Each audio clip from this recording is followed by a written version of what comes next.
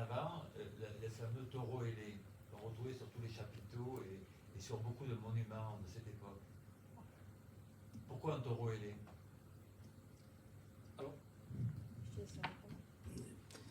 Est-ce qu'on a l'image de taureau, enfin un taureau, l'homme qui est plutôt l'homme avec des ailes, c'est ça? Oui. Le taureau ailé, en fait...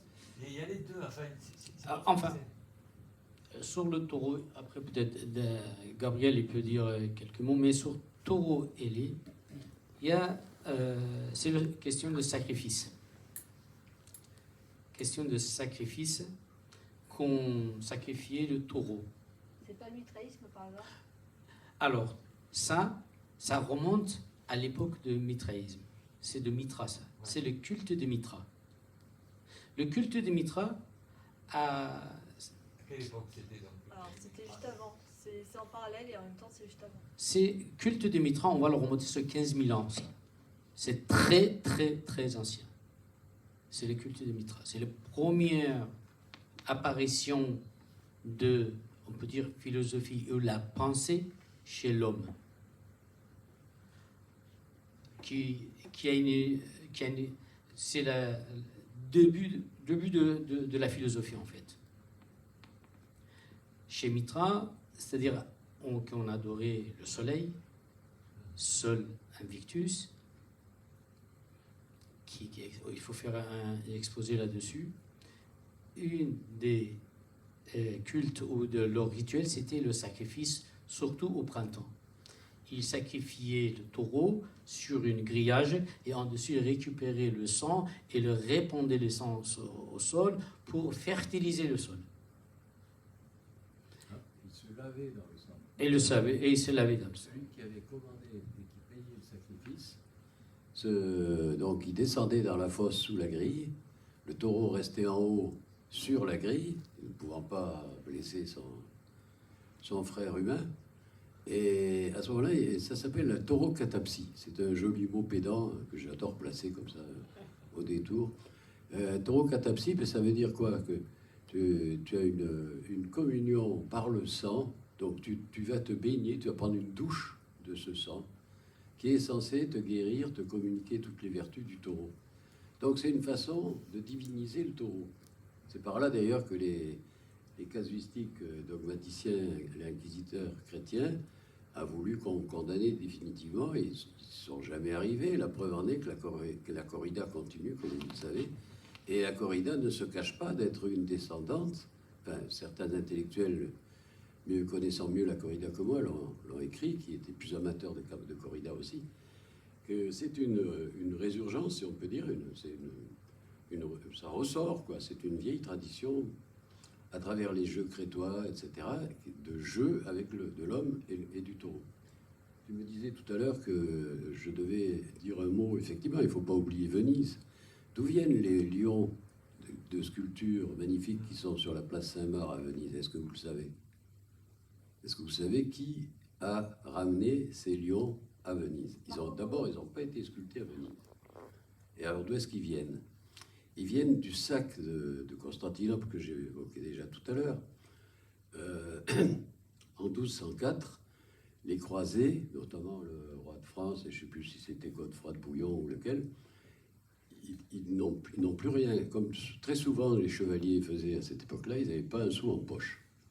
Et ils avaient déjà accumulé des dettes, et surtout envers les Vénitiens qui leur servaient de transporteurs, quoi.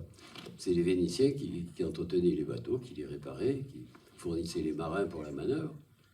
Et cette année-là, dans 1204, ils font escale à Istanbul, à Constantinople. Et ce qui va se passer, c'est que les Vénitiens vont se payer sur la ville de Constantinople, qui n'a rien à voir avec cette dette. Mais les Vénitiens vont donc saccager et piller la ville, et ils ont notamment emporté à cette occasion les très monumentales, c'était un exploit de transporter un engin comme ça, hein, les très monumentaux lions qui trônent maintenant sur les part et d'autre de la cathédrale Saint-Marc. Donc Comme je disais à certains amis italiens, ils m'ont dit pourquoi tu vas pas à Venise? Je suis jamais allé à Venise, je suis passé à 10 km et je me suis enfui dans les Balkans. Et alors il dit pourquoi tu vas pas à Venise? Mais j'ai dit mais j'ai pas envie d'aller voir la copie. Moi je vais voir l'original, je vais voir Constantinople. La tête de mon copain italien quand je l'ai sorti ça. Je lui ai dit il me connaissait bien donc il m'en a pas voulu. Autrement il y a une faute de nationalisme là. J'étais voué aux gémonies. Non, c'est le lion, c'est aussi vous connaissez les symboles animaux qui symbolisent ce qu'on appelle, le tétramorphe. Le tétramorphe, qu'est-ce que ça veut dire? Qui prend forme de 4. Alors, l'aigle, le taureau, le bœuf, et quel est le 4e? Alors, sur certaines sculptures romanes, notamment la petite chapelle de Saint-Gabriel à côté de Tarascon, en 4e, on a l'enfant, ou le Christ si vous préférez, ou l'homme. Vous pouvez voir différentes choses.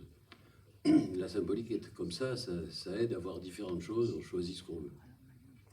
Donc le tétramorphe qui est représenté sur des quantités d'églises françaises, c'est encore une marque. Le catholicisme en général et le christianisme en particulier a réemployé, réutilisé surabondamment tout ce qui pouvait, qui venait aussi bien des druides que de n'importe quelle autre tradition. Et d'ailleurs, ça c'est peut-être le caractère propre de toute espèce de religion, c'est les religions cherchent à être syncrétiques. Elles le sont d'abord parce que c'est obligatoire.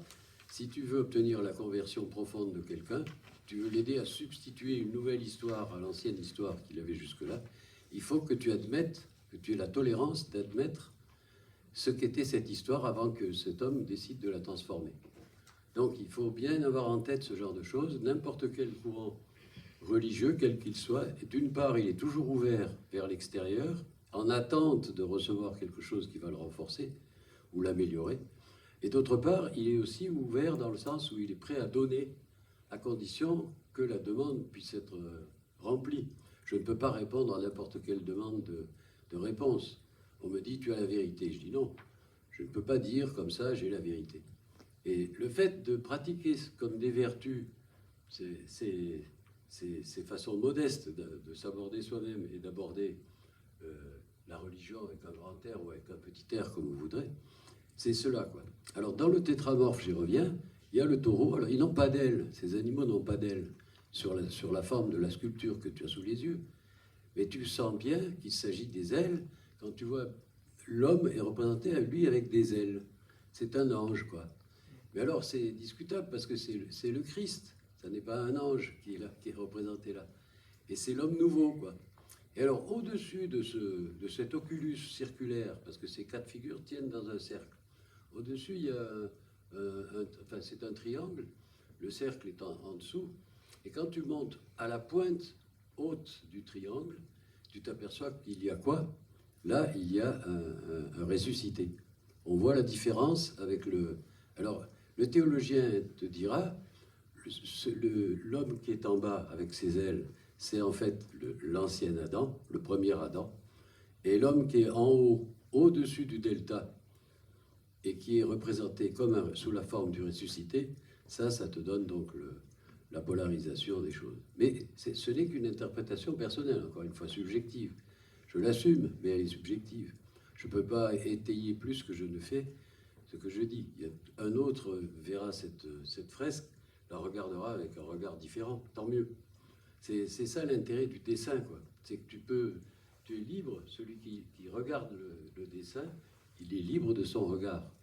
Tu es libre de ton regard, tu portes tes yeux à telle et telle chose, tu laisses le dessin guider ta pensée, et c'est une chose infiniment intéressante.